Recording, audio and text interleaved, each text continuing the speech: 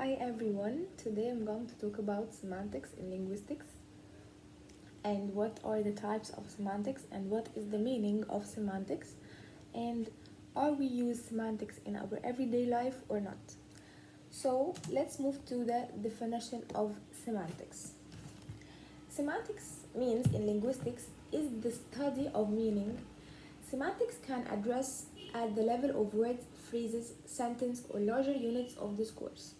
Two of the fundamental issues in the field of semantics are that of compositional semantics, which pertains on how smaller parts, such like words, can combine together and interact and form a larger expressions, such like sentences.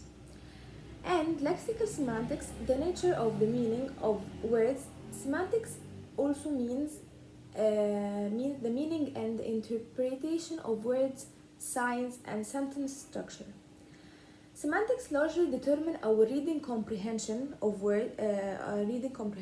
how we understand others, and even what decisions we make as a result of our interpretations. Semantics can also refer to the branch of study within linguistics that deals with language and how we understand meaning. This has been particularly interesting field for philosophers as they debate the essence of meaning, how we build meaning, how we share meaning with others, and how meaning change over the time. So this was the definition of semantics. Let's move to the types. Semantics have many types, but I will talk about 4 of them. The first one, the formal semantics, the conceptual semantics, lexical semantics, and cognitive semantics. We will talk about every type with details. Let's move on to the first is the formal semantics. Formal semantics is the study of grammatical meaning in natural languages using formal tools from logic and theoretical computer science. It is in interdisciplinary field, sometimes regarded as a subfield of both linguistics and philosophy of language. It provides account of what linguistic expression means and how their meanings are composed from the meaning of their parts. The enterprise of formal semantics can be thought of as the reverse engineering the semantic components of natural language grammars. So the formal semantics is the study of the grammatical meaning in the nature of language, and it used in both in philosophy and in linguistics. Formal semantics also study the donations of natural language expression. High-level concerns include constitutionality, references, and the nature of meaning. Key topic areas include scope, modality, blending, tense, and aspect. Semantics is distinct from pragmatics, which encompass aspects of meaning which arise from interaction and communicative intent. So this was the first type of semantics, which were the formal semantics. So let's move on to the next type, conceptual semantics. This theory is an effort to explain properties of argument structure. The assumption behind this theory is that syntactic properties of phrases reflect the meaning of the words that head them. With this theory, linguistics can better deal with the fact that subtle differences in word meaning correlate with other differences in syntactic structure that the word appears in.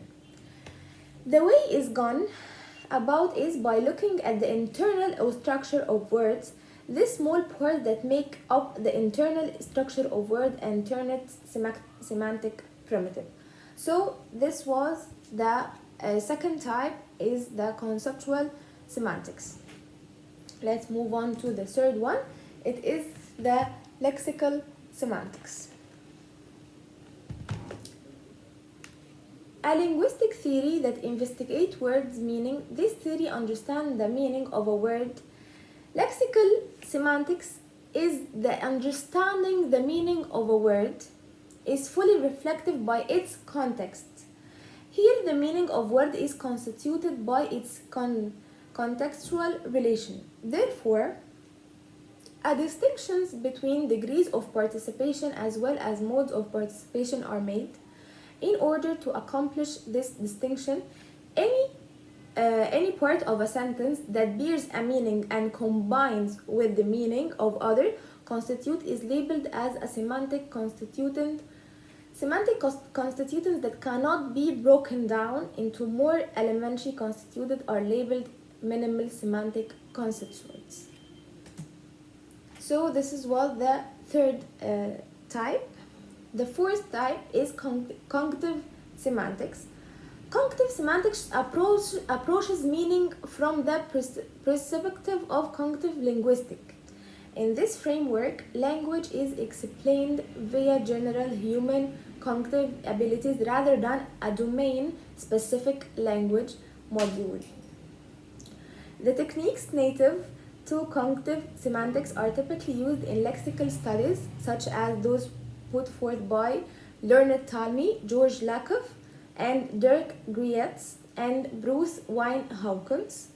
Some cognitive semantics frameworks, such as that developed by Talmy, take into account syntactic structure as well. So those were the four types of semantics. Let's answer the question we asked in the beginning of the video. Are we use semantics in everyday life? Yes, we use semantics in everyday life. Let me give you examples of it. Crash. The word crash can mean an auto accident, a drop in the stock market, to attend a party without being invited, ocean's wave hitting the shore, or the sound of cymbals being struck together. The word crash, we see that it has many different meanings. Another example, to call someone a lady means more than simply being a female. Semantics tell us that if she's a lady, she possesses elegance and grace. So semantics here tell us that if a girl called lady, this means that she is elegant, grace. Another example, to call someone an angel doesn't mean that they inhabit heaven or they are going down from heaven to us. No, semantics leads us to believe they have a lovely personality, like angels. Okay, to say something was challenging leads us to believe it was not a good experience. It wasn't just difficult, and it was just unpleasant. So semantics are used in everyday life, but we should concentrate on the words and the meaning of the words to understand it.